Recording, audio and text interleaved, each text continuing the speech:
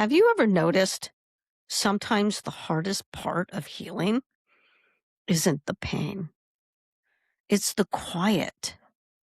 Because when you stop people pleasing, when you stop over functioning, when you stop performing, when you stop surviving, something unexpected happens.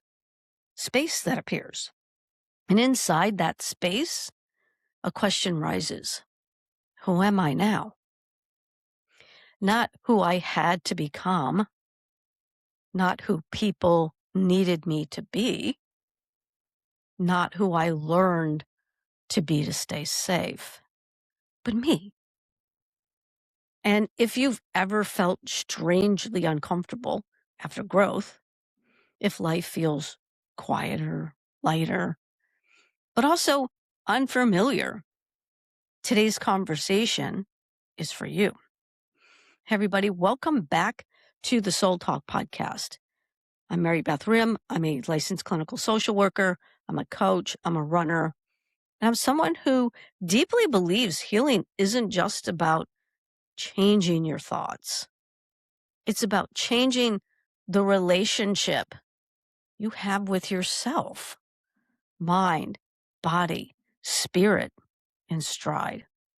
And if these conversations resonate with you, I want to personally invite you to subscribe to my YouTube channel and join me on the Substack community.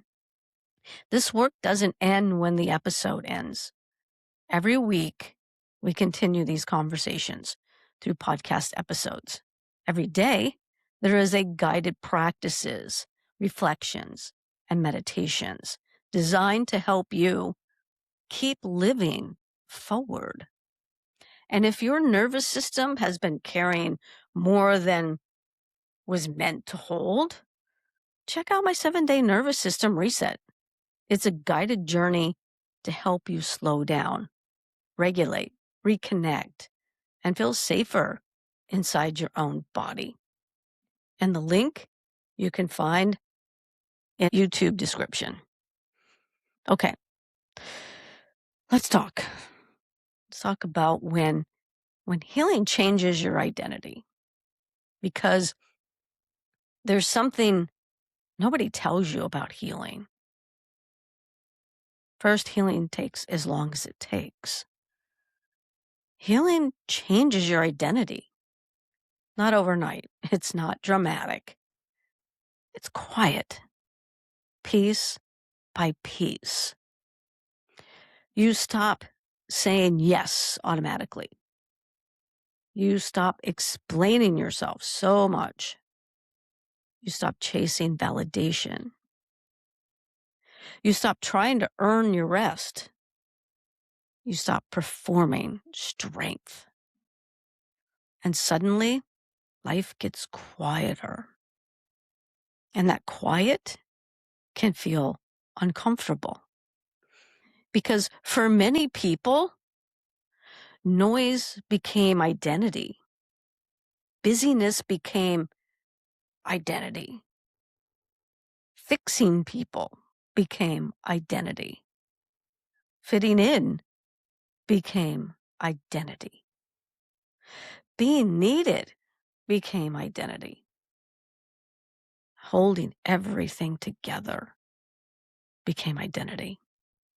And I know this one personally. As someone who has spent almost 30 years in the mental health field and someone who coaches and teaches and supports, holds space, there's a subtle pull that can happen. The pull to stay in motion, to keep helping, to keep producing, to keep doing. Because doing feels familiar. Stillness doesn't. And maybe you know that feeling too. Maybe your healing hasn't looked like becoming someone new. Maybe it has looked like slowly letting go of who you thought you had to be. You see that there's this empty space after healing because, healing creates space, and space can feel terrifying because space asks questions. Questions like, who am I when I'm not proving myself? Who am I when I stop striving? Who am I without the pressure? Who am I when no one is asking anything from me? See, years ago, before running became a big part of my life, before movement, I thought achievement would create peace. If I worked harder, did more, pushed more, eventually I'd arrive. But peace doesn't live at the finish line. Peace lives inside presence. I've run, I don't know how many half marathons and 5Ks and 10Ks and attempted actually a full marathon. And what running has taught me, and also with all of my training, has taught me wasn't discipline per se. It taught me listening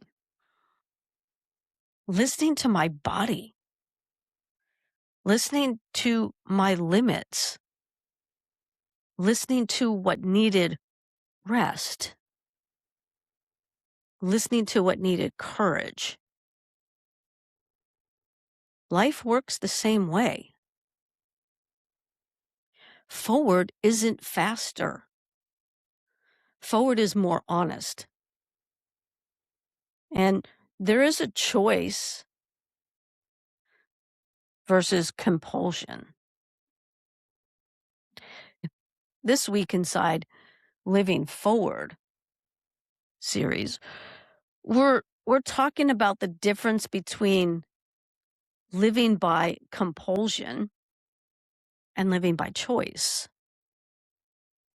Compulsion sounds like I have to, I should, I can't disappoint.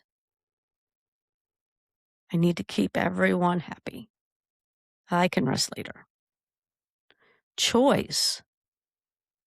Choice sounds so much different because choice says, what do I actually need? What feels aligned? What would happen if I trusted myself? What is my body trying to tell me? Because choice requires us to slow down. Compulsive thrives in speed. That's why nervous system regulation matters so much. Because when your nervous system feels unsafe, everything feels urgent. You react instead of respond. You perform instead of connect.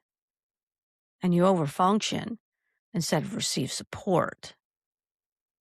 Because your body learns survival. But survival isn't living. And living forward means choosing differently. Not perfectly, but differently. One moment at a time. So, what is the space between reaction and response? So, there's a space, a tiny space, easy to miss, between what happens and how we respond. And that space changes everything. Some of the most meaningful growth in life doesn't happen because we do more. It happens because we pause. Instead of reacting, we breathe.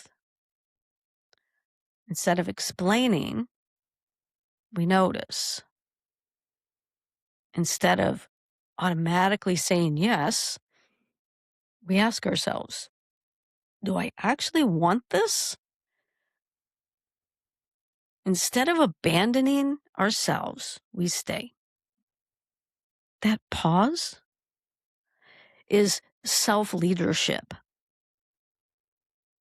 That pause is healing, becoming embodied. That pause is living forward. You see, I think about younger versions of myself sometimes, and the younger person learning how to hold pain, learning how to be strong, learning how to survive. And, the girl that was born with a heart defect that needed repairing, the young person that learned resilience long before I had words for it, and the person who spent years helping other people heal while also learning how to care for myself. And if I could sit beside every version of me, I think I'd say this: you do not have to earn peace. You do not have to perform worthiness. You do not have to become more to deserve rest. You're allowed to just simply be here, fully, honestly, now. So this week, I want to leave you with a question. Where in your life are you living from compulsion instead of choice? Where are you moving automatically instead of intentionally? And what might change if you slow down enough to hear yourself again?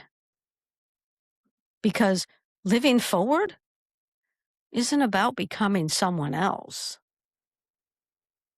and neither is healing.